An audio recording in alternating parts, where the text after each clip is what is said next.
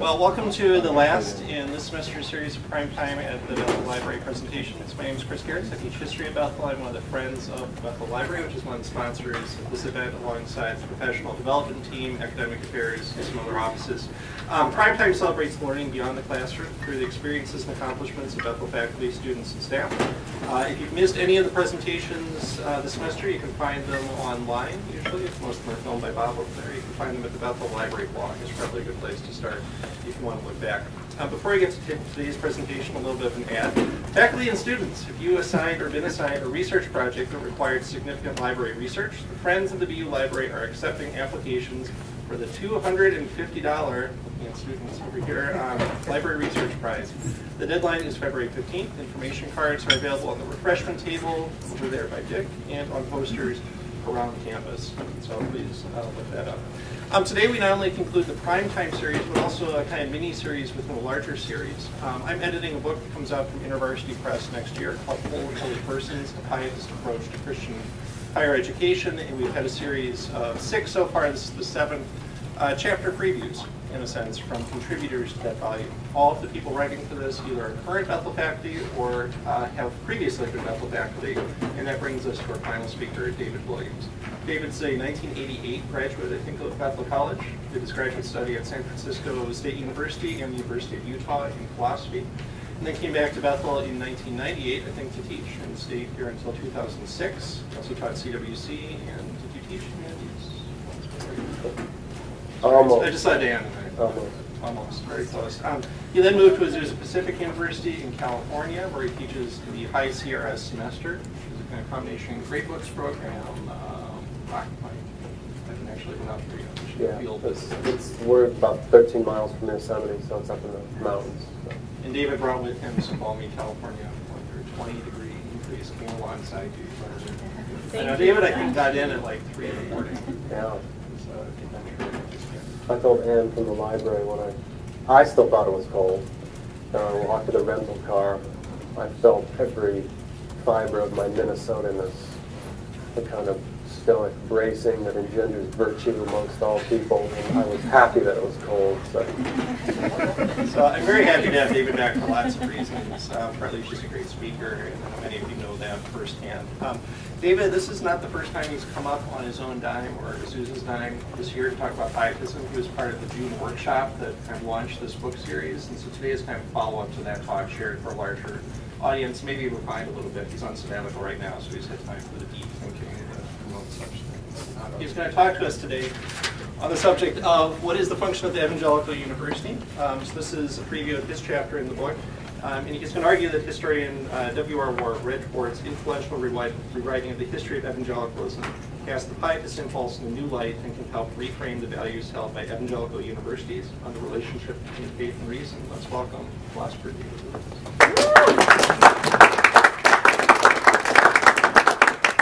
Well, I don't know how much deep thinking will go on. I'm staying with my brother, and I went to take a shower in his kid's shower, and I couldn't even figure out how to turn the shower on. I'm like, oh, this doesn't bode very well. So yeah, deep thinking, we'll see. So the idea here is to think about, it's degrading, students are taking finals, might as well take a break and think, what are we doing? Like, what's the point? Why do any of this? So I'm going to ask the big question, what's the function of the Evangelical University? And here's the outline. So that's the problem that I have put before me. And I don't work here anymore, so I can say whatever I want, and I can't, nothing bad can happen to me. But I suppose this is recorded, so if I say anything bad about APU, maybe I can get in trouble that way. So here's the outline. I'm going to try to go pretty fast through this and just say that we need to have a definition of evangelical. I know that's very contentious, but I'm going to give it a whirl anyway. That's what philosophers do. They take on big, intractable questions.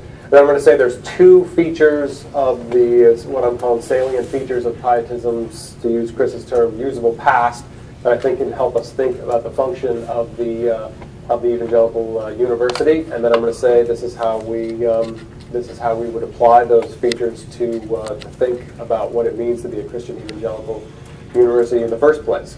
So that's the plan, right? So Chris, thank you for extending the session today for 1 hour and 20 minutes so we can get through that. I do appreciate that. So when I started working on this, I was thinking about the relationship between faith and reason. And usually all faculty know that we've got to write these papers for promotion and blah, blah, blah. And it's this little cottage industry. And most faculty have had it up to here with faith integration and don't really want to talk about it.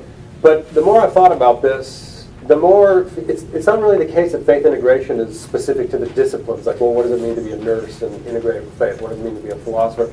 It really goes to the heart of what it means to be an evangelical Christian university. Like, what's the point? I mean, that's what the thing is for, is to put these two things together. The question then is, what is the thing? What does it do? And so in thinking about this, I was thinking about all the places near you. I know Azusa, not that, but I put it up there. You've got institutions that embrace their evangelical heritage. You have ones further to the south that maybe kind of do, and others that don't at all. What does Bethel do? What does the Evangelical Christian University do that's distinct? I mean, why? I mean, here's the question: why should it even exist? What's the point? And I mean to try to take on this question seriously, because it's a difficult time for higher education, right? People are trying to figure out, well, what is it that makes us distinct from Northwestern? I'm going to use the collective us here because I feel part of us. What is it that makes Bethel distinct from Northwestern? What is it that makes it distinct from the University of Minnesota? I mean, what's the point of the Christian Evangelical University? So here's what I'm going to try to do. Historians, apologies, but I'm going to try to define evangelical in about 10 minutes. I think we have to have a grip on what the term evangelical means. So evangelical is going to be someplace between us, where we are now, and those yahoos. So someplace between us and them lies the definition of evangelical. I think we cannot have any definition of evangelical without putting Gary Long. His birth in 1937 is vital to the history of evangelicalism. I think Joey Horseman, when he joined Bethel in 1988, leading his Emmy-winning role of Niles Crane, also crucial for the history of evangelicalism. But apart from those monumental events, we'll consider some of the minor points. So here's the way I'm thinking about it. I'm going to try to make this quick and dirty here. We have two responses to what folks like Luther and Calvin put on the table. And I'm going to call one the Reformed impulse and one the Pietist impulse. And this is not my idea. This all goes back to Roger Olson. So Roger Olson put this on the table in a book called Reformed and Always Reforming. But I think it's a really helpful way to think about the definition of evangelicalism and what it means to be an evangelical university. So very quickly, one way of responding to what the Reformers put on the table was what I'm calling the Reformed impulse. And generally, I'm going to characterize this as that impulse within beings made in the image of God, within Christians, that are going to try to analyze and synthesize and make precise and formulate and structure, and it's going to have a heavy emphasis on doctrine. How do we defend faith? How do we articulate what Luther, this mess that Luther put on the table? So Calvin gets a start on that with the Reformed energies. So I threw this in at the door up there just in case there were any Dutchies that would make them happy. I put that up there just as a place to hang our hat. But this is one of the impulses within Pietism, this need to think about how to analyze the world that we live in and how Christianity fits into that world. Okay? So that's one impulse. The other impulse comes from the Pietists. And the Pietists are looking at kind of the calcification of what happened in the initial Reformation, and they're seeing, so in Bethel's distant past, or it's folks that were firing at Bethel, right in Sweden, you've got state church Lutheranism, so the state is running the Lutheran church, and you've got groups that are breaking away from that, saying, this is not getting me close to the vital heart of Christianity. We're going to break into these small groups. We're not going to leave the mothership, but we need to be in these smaller groups so that we can experience the vitality of Christian community. We're a little bit less concerned about doctrine. So one way to caricature this, and this is obviously a cartoon, is that the Pietist impulse is the experiential, right? It's predicated on community. It's predicated on getting close to the vital core of Christianity and feeling that core, where the Reformed impulse is, and it's not that the Reformed folks are, robotic, unfeeling humans, or that the Pietists aren't thinking, but that's the cartoon I'm working with. And I mean, I know it's a cartoon, you know it's a cartoon. So, now, how do we define evangelicalism? Well, traditionally we would go back to people like Edwards and Wesley, who are influenced by both of these streams, right? Both of these streams come into them. But if we're going to define evangelicalism, we're really going to start with them, okay? And I'm gonna the open-ended box towards the reform end, towards the reform thing will make sense in a minute. But if we want to define evangelical, that's what we do, okay? Now, there's this guy named W.R. Ward, William Reginald Ward. He's some hoity-toity British dude, and he's got all kinds of spectacular publications. I like this book the best because it's the shortest, actually, and it's called Early Evangelicalism. And many of you are familiar with Mark Knoll, right? Scandal of the Evangelical Mind, probably the preeminent sort of evangelical historian. He says of W.R. Ward, he calls his scholarship Herculean, and says that it is one of the most important contributions in all of modern historical scholarship. And this is Ward's argument is roughly this. Ward says that evangelicalism, at least in the Anglo-American world, is defined right from these two. But if we're to have the correct understanding of evangelicalism, we have to go back to 17th century Pietism. And Ward's argument, which it is landmark scholarship, argues that it's that stuff.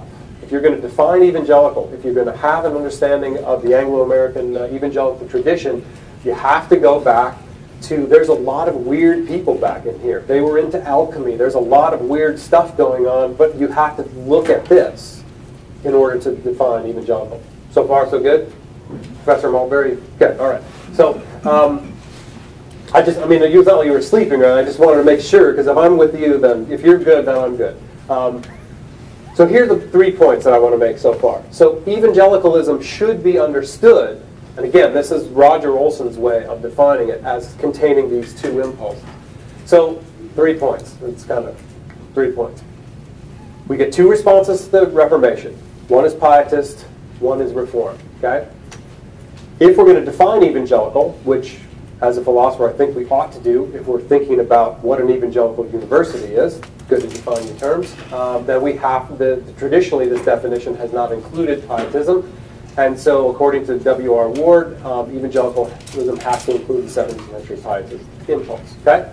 So, now we're going to move on to why do this at all? Why be here? Why be employed by Bethel? Why undertake the job of teaching or working at an evangelical Christian university? So what's the relevance for how we think about the relationship between faith and reason? So here's my argument, is that when it comes to this thing called faith integration, okay, if you are as old as me and think for sure Gary's older than I am. If you're older, you probably have been deeply influenced by the kind of talk about faith integration that comes out of the Reformed perspective. So Art Holmes and Walter Storp and Plantinga, all these Dutchies and Mark Knoll. And if you come to a place like Bethel and you come out of a secular graduate school, you're a Christian, but now you're having to think, what am I doing? All these administrators are talking to me, my department chair is talking to me about faith integration. I'm a physicist, or I'm a chemist. I'm a chemist. Yeah, it's a good thing I'm not this side. Okay, I'm a philosopherist. What does this have to do with, I study Aristotle, that's what I do. How am I supposed to work through this? I gotta write these papers, people are calling on me to, make some sort of dog and pony show about how these things go together. And if you are gonna read about how to do that, virtually everything that you're going to encounter is going to come from the Reformed perspective. Okay? So, and that's not a bad thing. I'm not arguing that it's a bad thing. In fact, it's a magnificent thing. But Calvin's views on the relationship between Christians and culture, Calvin's views on the ways in which Christians find themselves in the world make for a very powerful way to set into academia people that practice the academic disciplines, ways for them to think about what they do in their discipline and how it relates to the larger consideration of faith concern. There's much less from the Pietist point of view. So I was deeply impacted, probably a lot of you were, by reading Mark Knoll's Scandal of the Evangelical Mind. What I'm saying right now is not that that's a bad thing, but if evangelical has to include this stuff. Now the question becomes, what does this stuff have to say about the relationship between faith and learning? And I want to make it a bigger conversation than that. What does this stuff have to do with the function of a Christian university? Does that make sense? So not just how do I think about faith and reason from the perspective of my discipline, but what does it mean to be an evangelical Christian university? That make sense? Okay, so that's where we're going. So here's the claim: is that all places like Northwestern and Biola and Westmont and Bethel, we claim to be educating the whole person. Okay, and traditionally that's the way it should work, right? Because if we're within this evangelical tradition, and the evangelical tradition carries within it these two energies, right? These two impulses, then the university should be a very unique and special place, because as we all know, if I want to pick a church to go to, I'm probably going to pick one that tends towards one side or the other of those impulses. Churches don't necessarily have to hold those things together, because people don't stay overnight at the church. But they stay overnight here. All these dorms, people are staying overnight. People are living in community. And so the university is a unique place that has to hold both of those things together, and we say that we do. My argument is that we don't. Okay? So here's the argument. And I'm going to pick on, well, I won't tell you what I'm going to, but I think this holds for nearly every evangelical university. So we have these two impulses, right? They're part of the heritage. We want to be in community. We want to emphasize spiritual development, character formation, but we also want to emphasize those things that the Reformed impulse says is really important, which is the analysis of worldview. Okay? We want to do both of those things. The problem is, what we do is we bifurcate those things. And my argument is that on nearly every Christian campus, Christian evangelical campus I've been on, the Reformed impulse is housed in the academic side of things, and the Pietist impulse is given over to campus ministries and student life. And you end up having a kind of professionalization of this impulse and a professionalization of this impulse. And these two sides of the equation often look suspiciously at each other. Like, I'm not really sure what you are doing over there, but I'm pretty sure all these activities are taking away from the time that my kids ought to be reading the Republic. So the question is, how are we to define ourselves as an evangelical university that is supposed to bear both of these things, yet we have farmed them off to separate sections of the university? Okay? So here's what I think ends up happening. We end up treating the whole and holy person as a kind of bifurcated entity, not as a whole, right? So the academicians end up dealing with, and again, I'm creating a cartoon here. This is not to say none of you have ever had a conversation with a student outside of class. We all know that that's not the case. But we're talking in broad strokes here to try to get the big picture. And the student life, and by student life I'm also including things like campus ministries, sort of those, energy centers of the university. So these folks are dealing with things like community and faith and leadership and spirit, personal growth, well-rounded relationships, things that matter, right? And I'm going to show you where I got those terms. I just didn't make them up. And these people deal with a degree, okay? Now you might say, that's not really true, Williams. That doesn't really happen in the real world. And I know it doesn't happen entirely in the real world. But let's say that I'm 18, and I'm thinking about going to a Christian university. And I go to, I've blocked out, so you don't know what this is. Okay? And I want to be very careful here. I'm not picking on any particular institution. In fact, my own institution, APU, I think is far. We'll talk about that later. But if I'm 18, I'm looking at what it means to go to a university, and I read, college isn't just about getting a degree. Okay? It's also about personal growth, becoming well-rounded. It's about doing things that matter, living out our faith, and building relationships along the way. So I'm coming in to the experience already bifurcated. There's my classes. That's what I do for the degree. But then there's all this other stuff that I do. The things that relate to community, the things that relate to my faith, the things that relate to relationships, And if I go further down the website, I would see leadership, community. All those things are under the purview of campus ministry student life. What academics gets is a degree. Does that make sense? So already, I'm looking at this, and it's my experience is bifurcated. I'm not being treated as a whole and holy person.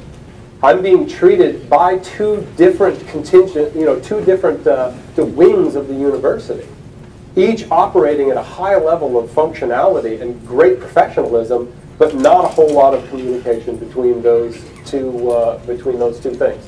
So, the bifurcating of the holy and holy person. Again, I don't think this is unique to any particular place, and some places overcome this bifurcation better than others, but it's just the fact of the matter that it seems to me that most evangelical Christian institutions, this is the way they're structured. So this is a structural issue, it is a philosophical issue, it's a theological issue, it's an administrative issue, it's just a practical, it comes down to matters of space. And Professor Nevins was at the thing, and she rightly told me, look, at you don't bag on student life, and I want to bag on everybody. I want to say the academics aren't doing their job, and the student life folks aren't doing their job, and the administrators aren't doing their job. So I'm going to try to hit everybody. So I'm not talking about student life programs where you've got academics working closely with. I'm talking about kind of the way things are usually set up. Okay, so.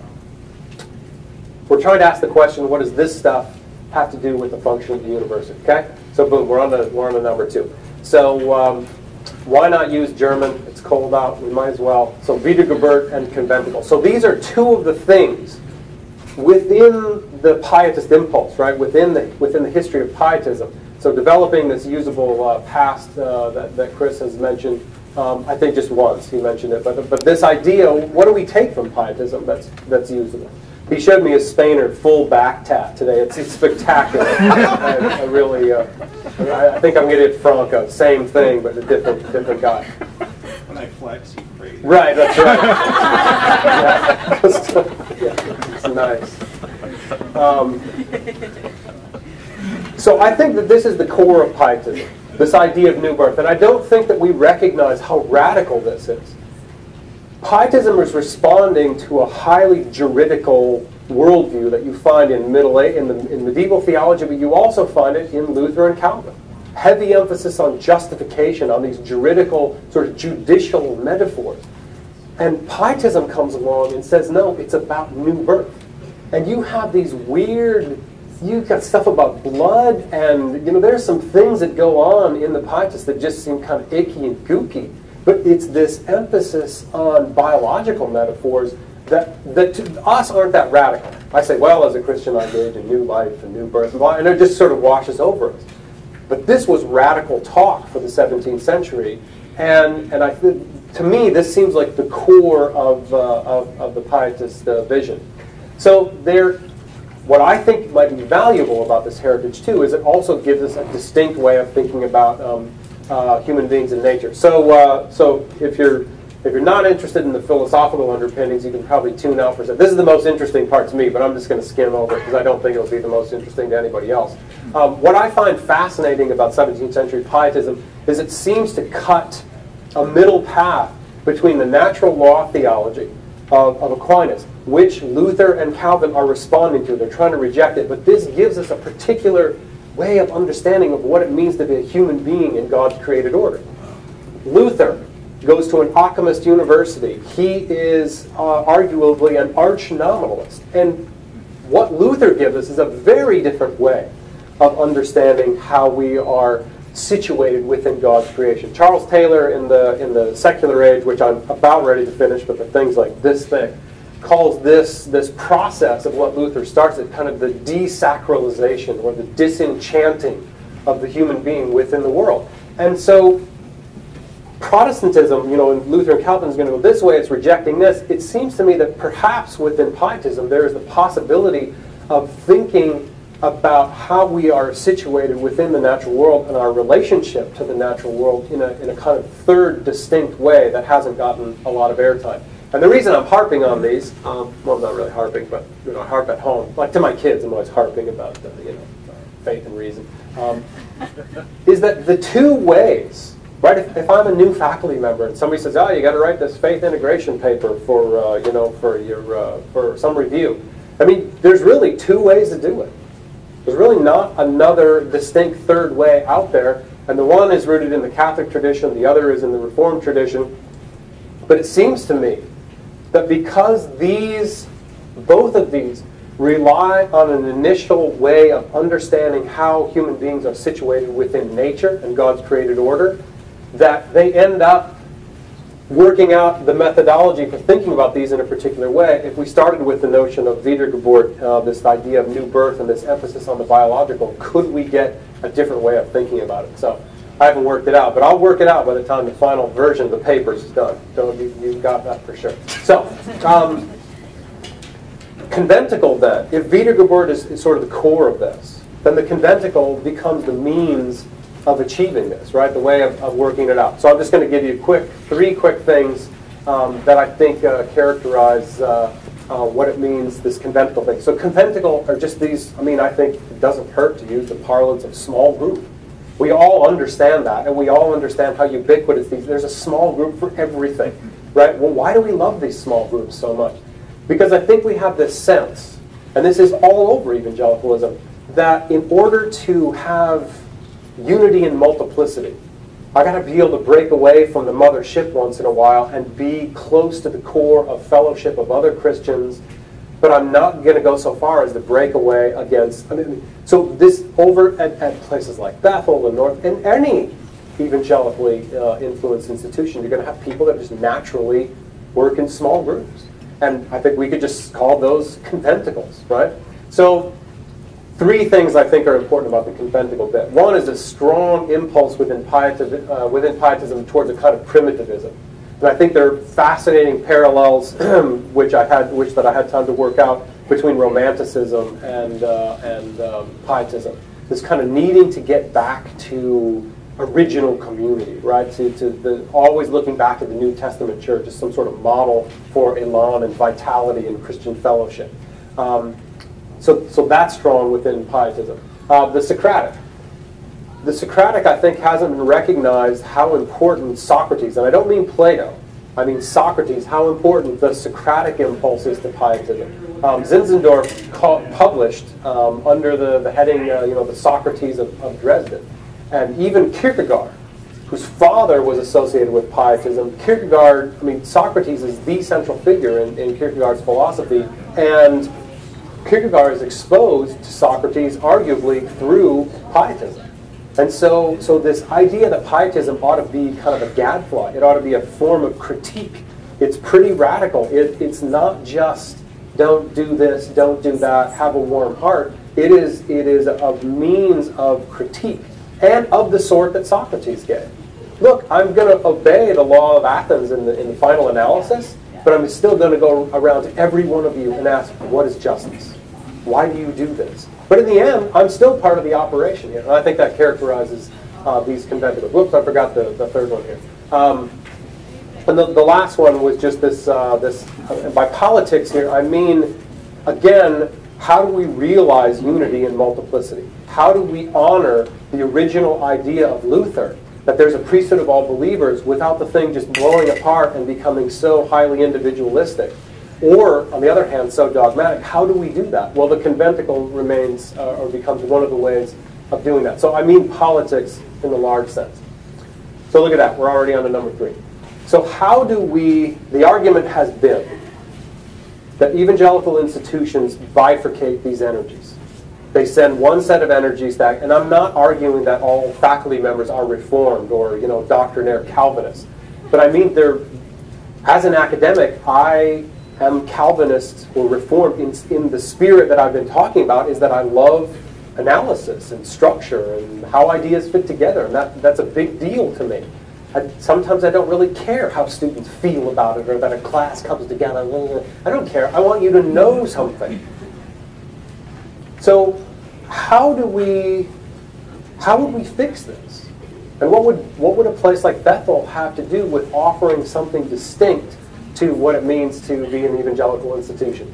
So here's the first one, and I think I probably have coined a barbarism. I don't know if it's an actual word or not. I Googled it, and some bad things came up. So I'm going to call incorporating this idea of Wiedergeburt as it's convertative.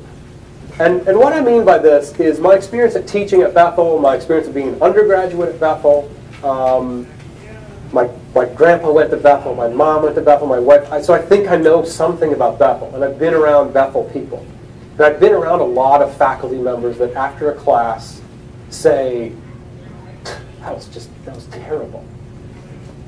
I mean, probably Joey Horseman is the best example I can think of, who how many times have we had to talk him off a ledge? Oh, come back, it's okay, blah, blah, blah. Now, I know if I sat in his class, he would have absolutely nailed Joyce. Well, probably not Joyce, but he would have done a good job. The teaching in terms of an analysis of the literary text would have been spot on. What he doesn't like is that people weren't with him, that they didn't feel what he feels, that his teaching did not connect, or it seemed to him to not connect at the level of the heart. And so this idea that teaching ought to be more than just the analysis of worldview, which I think is highly important to the Reformed. Mark Knoll says, look, Edwards and the Puritans, that's what we ought to be looking at for a model of integrating faith and reason. What I'm trying to argue is that there's something distinct that goes on at places like Bethel, and it doesn't mean that you have to be emotional about it. It means that there's something about the engagement with ideas that has to be more than just being able to articulate them back in a paper perfectly. If you haven't been moved, I've used this, I'm kind of embarrassed to say this, but I think every time I give a class, it's kind of like an altar call. Like, can you come to love this as I love it? Because I think it's important for the Christian life. And when people just look checked out, it's not that I care that that it's disrespectful. It's that you don't love it. And that's the problem. That's the difficulty. And so places like Bethel, faculty are going to be perennially unhappy because students don't always look that interested. But we can't tell what's going on there. But I think my own I think 99% of classes I've ever taught, I've felt like a total failure. Because unless people look like it, they don't look like that. Like, this is something that could move your world, that you've seen something different, then what was the point? What was the point of doing it? So I think this idea of pedagogy as a kind of asking for a conversion. Do you see how economics can help you see the world differently? Do you see how physics can help you see the world differently? Your gut has to be moved in a particular way in order for you to be truly educated. And that's hard to quantify. That's hard to write a paper about. That's hard to put in your little statement for tenure what that actually means. But I think that's what's going on at places like Bethel. So that's there's that business. So I think the goal is to figure out how do we make degree not be college is not about a degree. It's also about these other things. How do we make degree mean those things? How do we make degree mean top-notch analysis and first-rate academics, but also first-rate character and a movement of the heart in a particular kind of way?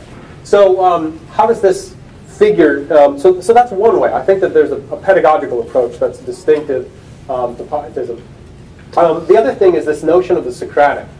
And Chris gave us this, what he gave us, it was like, I don't know, there maybe were 1 million papers to read. But the paper that I absolutely loved, I think he's like the Foucault of Bethel. Let me look at him. This guy's name is Dolphy Fagerstrom. He's an administrator here back, in like the 50s?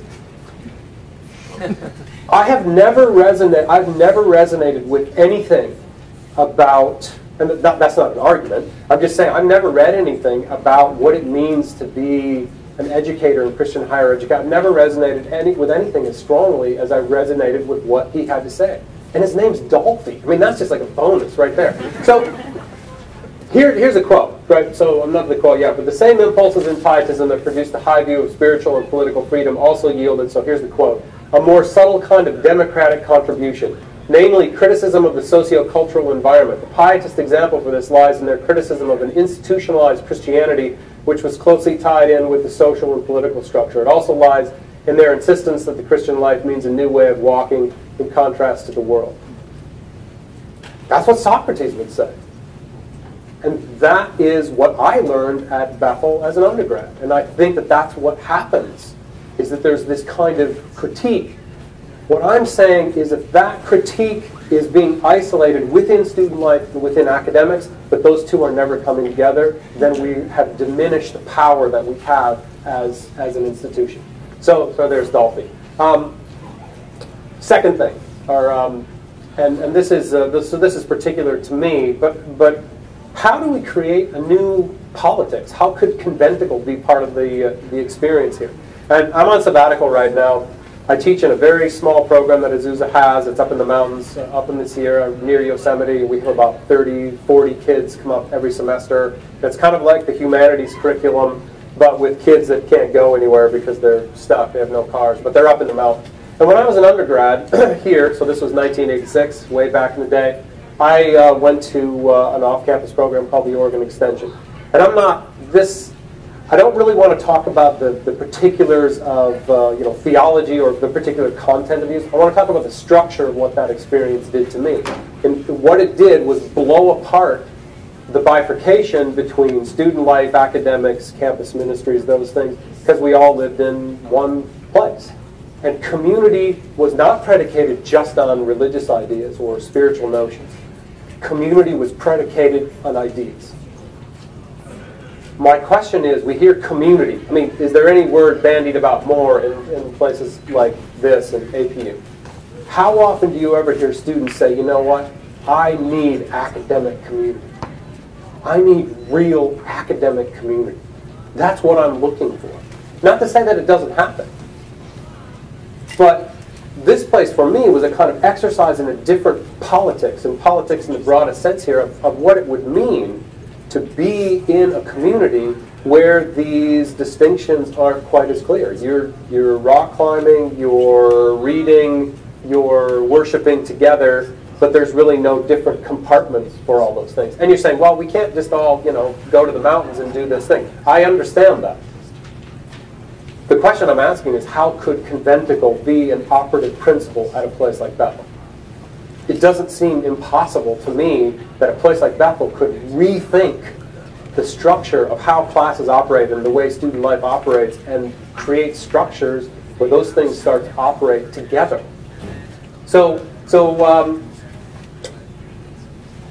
End here. I think we can. Yeah, sorry, Gary. I mean, I shouldn't. When you sent me that baby picture, I said, I'll never show everybody. Okay, so in conclusion here, so what is the function of the Evangelical University? What I'm arguing is the function of the Evangelical University is to harness both the Reformed and Pietist impulses of historical evangelicalism for the purposes of seeking truth by creating a culture of scholarship that allows for the flourishing of whole and holy persons. So institutions, this is what's distinct. This is what's different that the University of Minnesota doesn't have, that institutions that barely have any contact with their evangelical past. And I mean evangelical in the broadest sense. I mean, you could almost say Protestant here.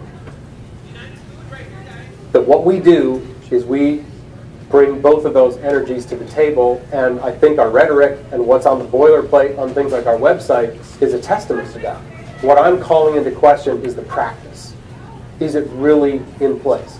How many of you faculty even know an RD or an RA or anybody in student life that you've ever, Kathy Nevin says yes. How often have we worked with people to create community for a classroom? Again, this is an arduous task. I'm glad I don't have to do it. But if we are to put something on the table that's distinct educationally and pedagogically, it seems to me that it has to be about these two things. So here's what I would say to the faculty. If I were a president, right, if I were the president, which I would never want to be, of an evangelical Christian school, here's what I'd say to the faculty. That your pedagogical goals can be achieved to greater levels by working with student life. Because they're the people that care about things like community and building those relationships. But those things are completely bifurcated from the classroom.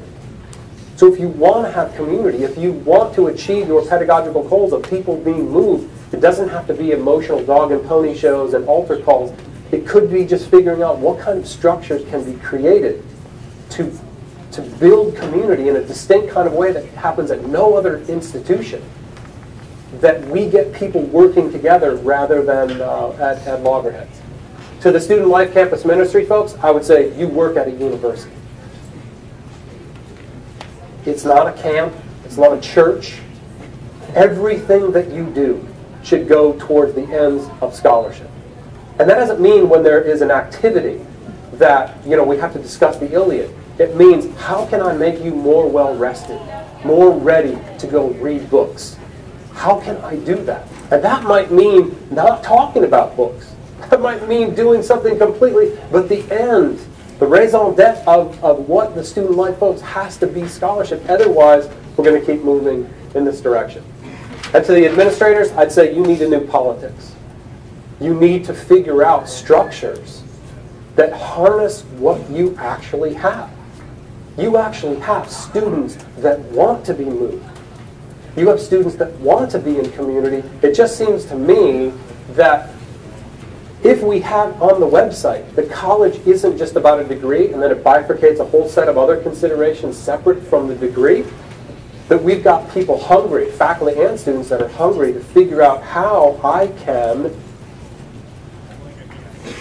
build community and emotional investment and relationships around ideas. And again, I'm glad that I don't have to do that because it's a very difficult thing. So last thing, very quickly. 2 reasons to be, I think, incredibly optimistic. And I think one is Matthew 10:16. This isn't Matthew 10:16. This is Martin Luther King Jr. But this is the serpent and dove thing, right? I'm sending you out amongst the wolves. You got to be wise as serpents, and you got to be as tender as a dove. And I'm not even saying that those would have to be split off between student life and academics, although the academics are very serpent-like. But how do we bring those two energies together? Are we really bringing them together? I know it happens in all kinds of places, but from a large structural point of view of the university, is that really there at any Christian institution? I know it's not at Azusa. If I ask students at Azusa, what's the best thing you can do as a student? They will tell me, be an RA. That's the highest honor they can get. Nobody says, become a world-class scholar, because the student life emphasis is unbelievably, to me, inordinate at a place like Azusa. Last thing, who better than Bethel to understand this? I mean, you got Christian Collins Wynn, the Boomharts, and you got Gertz talking about pietism. And so, people it's good pietism to reject and be ornery about talking about pietism. That just means you're probably a pietist. But who better than Bethel to understand this? I mean, who else is thinking about their heritage consciously and trying to use it? Well, dig back and grab some of those things. The advantage is they have now been made important in terms of the scholarship of understanding evangelical, and they're also incredibly practically useful. So I think I'm very optimistic that Bethel would is going to flourish. So that's the end. I've no more baby pictures. It's very long. I wish I did. It would be very practical.